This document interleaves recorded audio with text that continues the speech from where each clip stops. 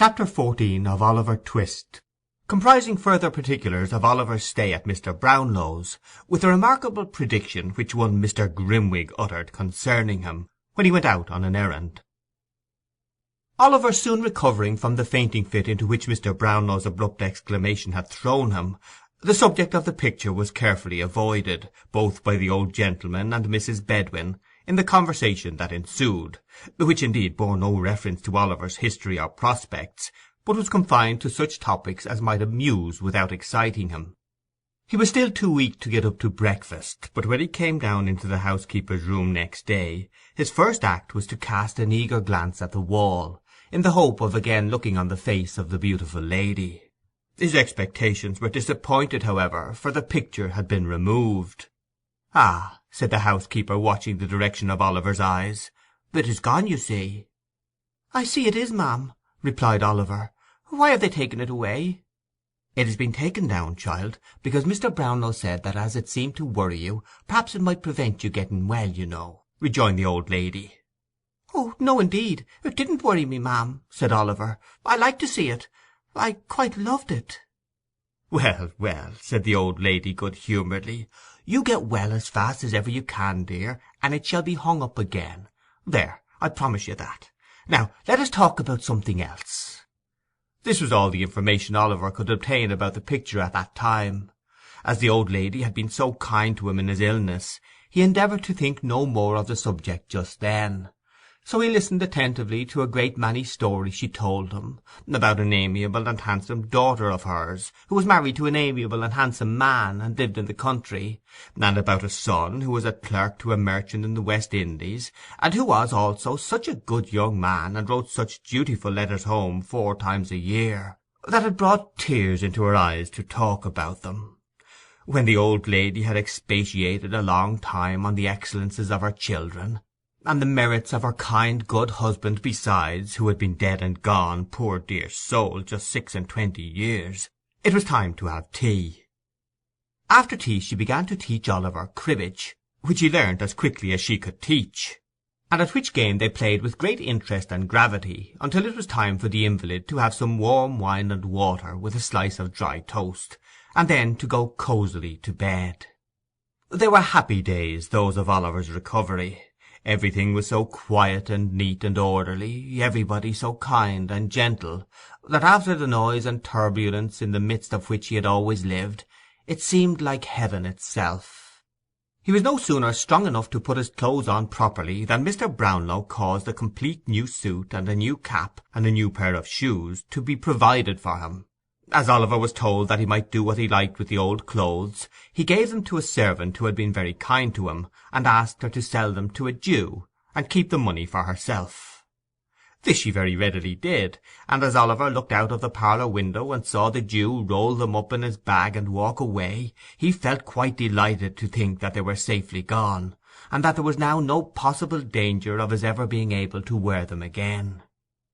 They were sad rags, to tell the truth, and Oliver had never had a new suit before. One evening, about a week after the affair of the picture, as he was sitting talking to Mrs. Bedwin, there came a message down from Mr. Brownlow, that if Oliver Twist felt pretty well, he would like to see him in his study, and talk to him a little while. "Bless us and save us! Wash your hands and let me part your hair nicely for you, child," said Mrs. Bedwin. "Dear heart alive, if we had known he would have asked for you, we would have put you in a clean collar, and made you as smart as sixpence."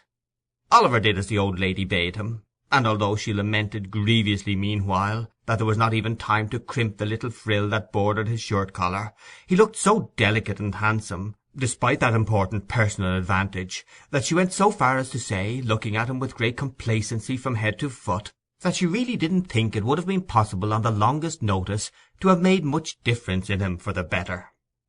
Thus encouraged, Oliver tapped at the study door.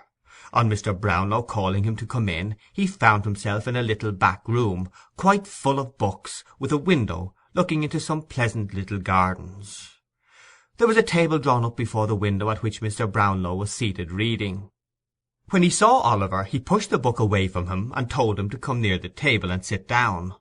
Oliver complied, marvelling where the people could be found to read such a great number of books as seemed to be written to make the world wiser, which is still a marvel to more experienced people than Oliver Twist, every day of their lives. "There are a great many books, are there not, my boy?" said Mr. Brownlow, observing the curiosity with which Oliver surveyed the shelves that reached from the floor to the ceiling.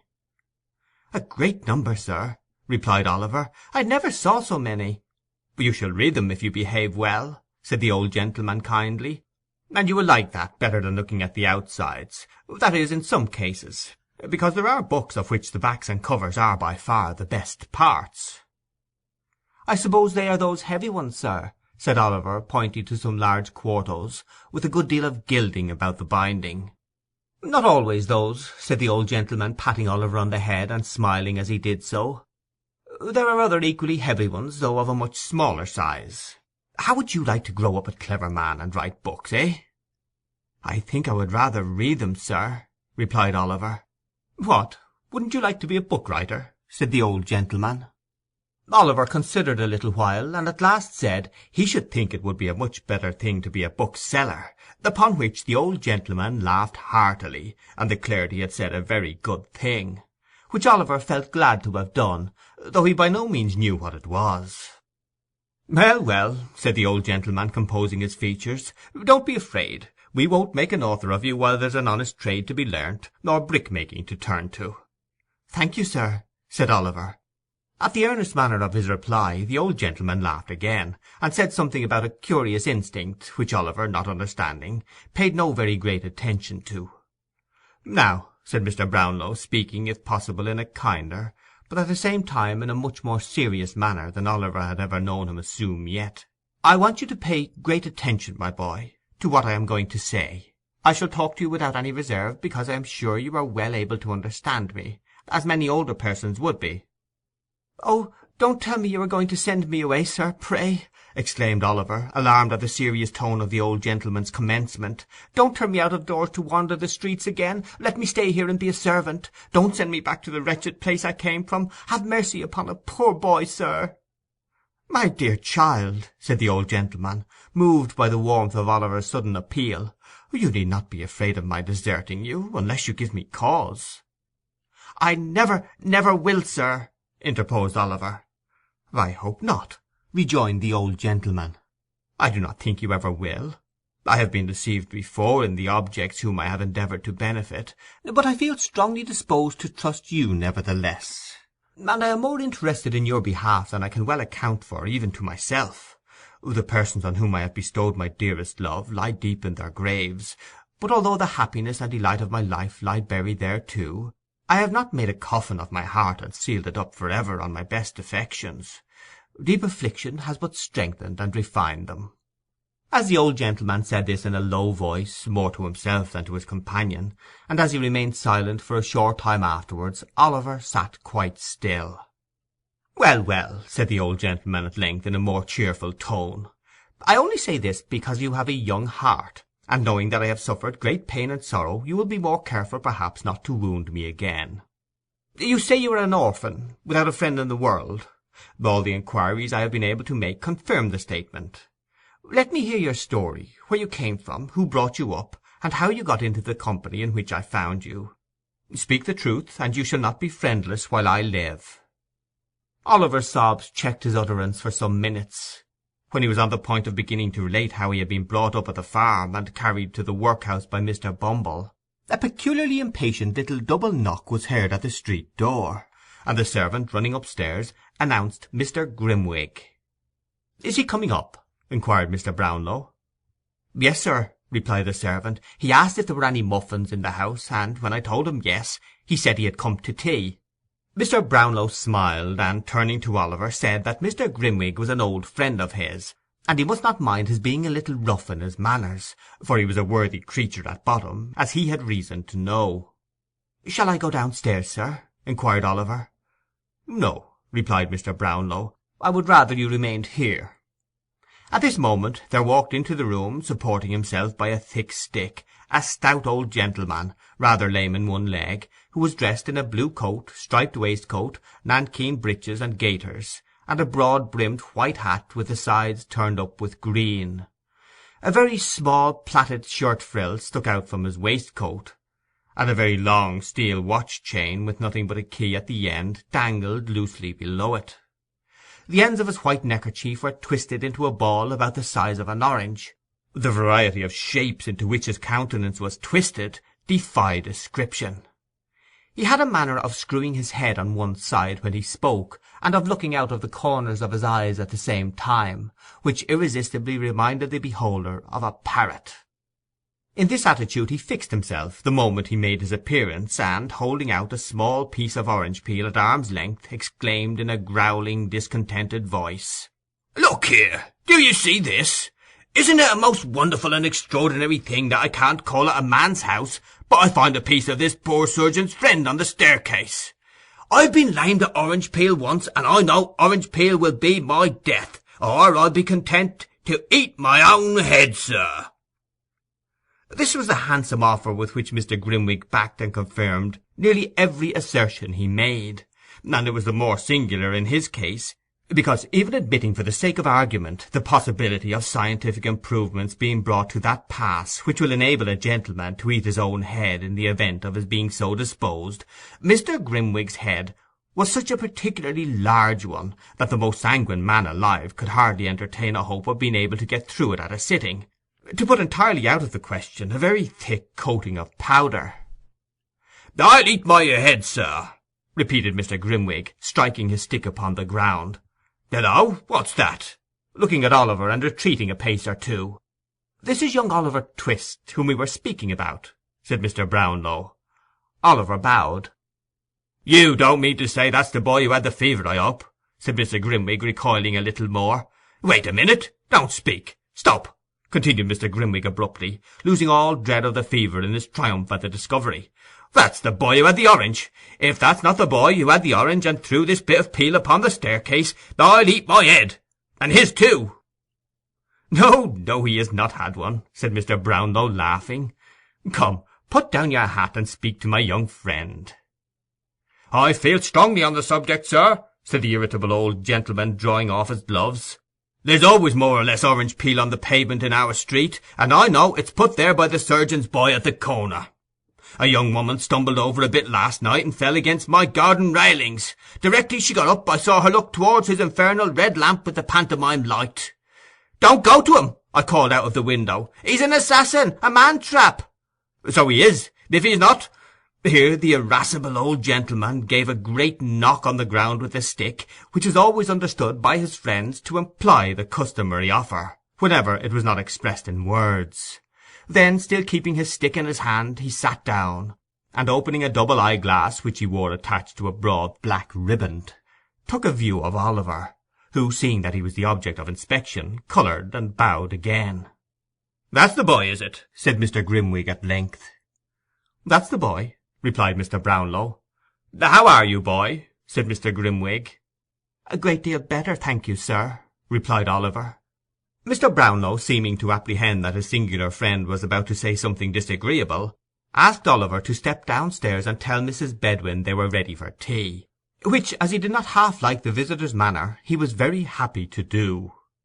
"He's a nice-looking boy, is he not?" inquired Mr. Brownlow.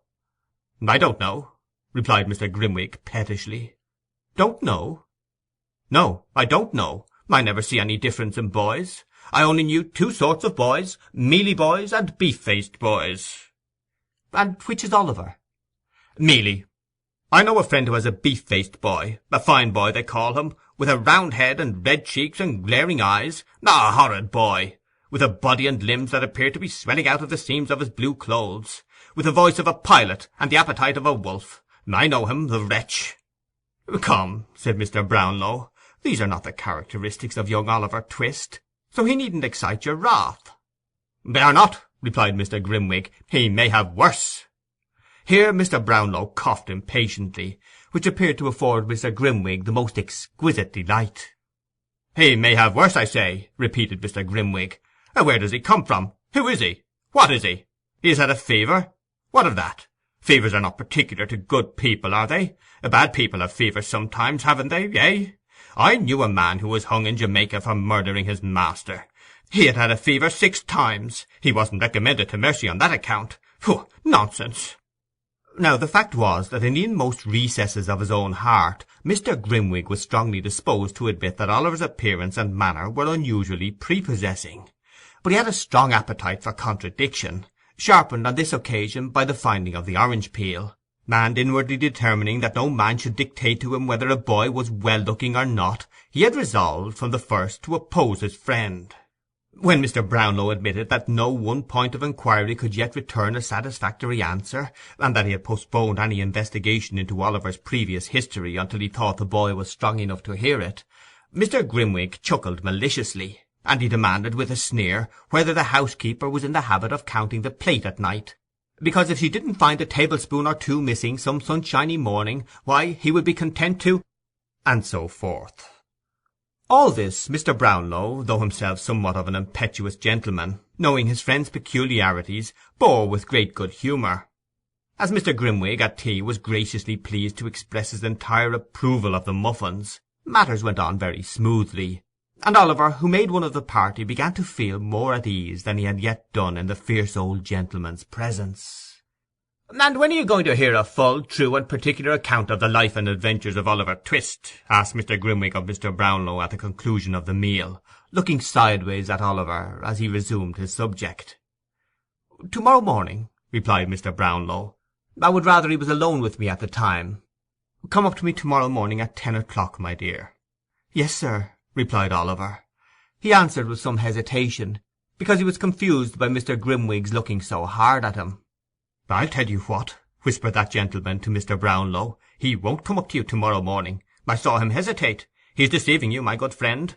"I'll swear he is not," replied Mr. Brownlow warmly. "If he is not," said Mr. Grimwig, "I'll—" and down went the stick. "I'll answer for that boy's truth with my life," said Mr. Brownlow, knocking the table. "And I for his falsehood with my head," rejoined Mr. Grimwig, knocking the table also. "We shall see," said Mr. Brownlow, checking his rising anger. "We will," replied Mr. Grimwig with a provoking smile. "We will." As fate would have it, Mrs. Bedwin chanced to bring in at this moment a small parcel of books, which Mr. Brownlow had that morning purchased of the identical bookstall keeper, who was already figured in this history. Having laid them on the table, she prepared to leave the room. "Stop the boy, Mrs. Bedwin," said Mr. Brownlow. "There is something to go back." "He is gone, sir," replied Mrs. Bedwin. "Call after him," said Mr. Brownlow. "It's particular. He's a poor man, and they're not paid for. There are some books to be taken back too."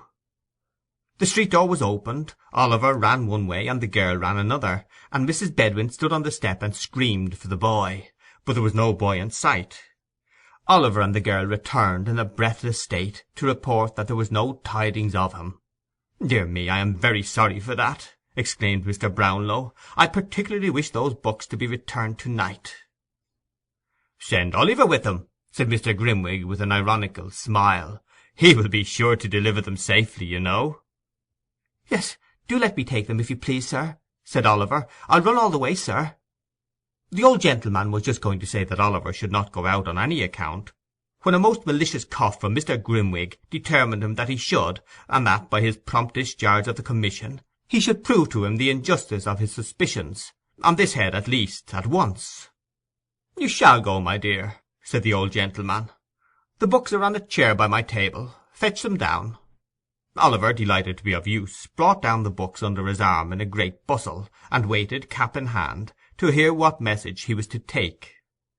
"You are to say," said Mr. Brownlow, glancing steadily at Grimwig, "you are to say that you have brought those books back, and that you have come to pay the £4.10 I owe him.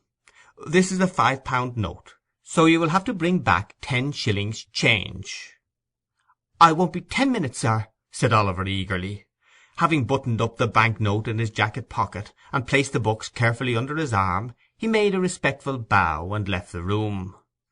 Mrs. Bedwin followed him to the street door, giving him many directions about the nearest way, and the name of the bookseller and the name of the street, all of which Oliver said he clearly understood.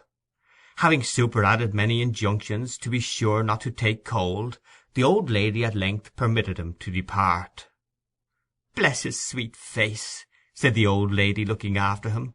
"I can't bear somehow to let him go out of my sight." At this moment Oliver looked gaily round, and nodded before he turned the corner. The old lady smilingly returned his salutation, and closing the door, went back to her own room. "Let me see. He'll be back in 20 minutes at the longest," said Mr. Brownlow, pulling out his watch and placing it on the table. "It will be dark by that time." "Oh, you really expect him to come back, do you?" inquired Mr. Grimwig.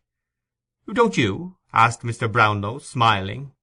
The spirit of contradiction was strong in Mr. Grimwig's breast at the moment, and it was rendered stronger by his friend's confident smile. "No," he said, smiting the table with his fist, "I do not. The boy has a new suit of clothes on his back, and a set of valuable books under his arm, and a £5 note in his pocket. He'll join his old friends the thieves, and laugh at you. If ever that boy returns to this house, sir, I'll eat my head." With these words he drew his chair closer to the table, and there the two friends sat in silent expectation, the watch between them. It is worthy to remark, as illustrating the importance we attach to our own judgments, and the pride with which we put forth our most rash and hasty conclusions, that although Mr. Grimwig was not by any means a bad-hearted man, and though he would have been unfeignedly sorry to see his respected friend duped and deceived, he really did most earnestly and strongly hope at that moment that Oliver Twist might not come back. It grew so dark that the figures on the dial-plate were scarcely discernible, but there the two old gentlemen continued to sit in silence, with the watch between them.